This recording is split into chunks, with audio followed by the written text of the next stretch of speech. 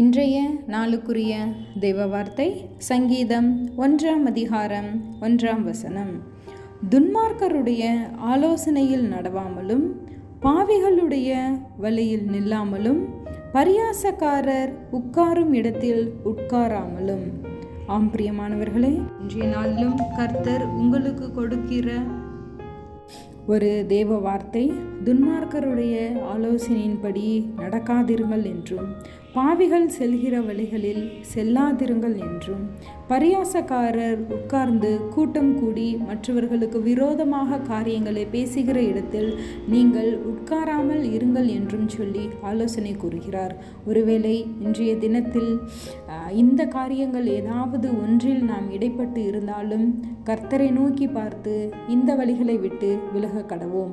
அப்பொழுது நிச்சயமாகவே நாம் கர்த்தருடைய பிள்ளைகளாக மாறுவோம். கர்த்தர் தாமே உங்களை ஆசீர்வதிப்பாராக. ஆமென்.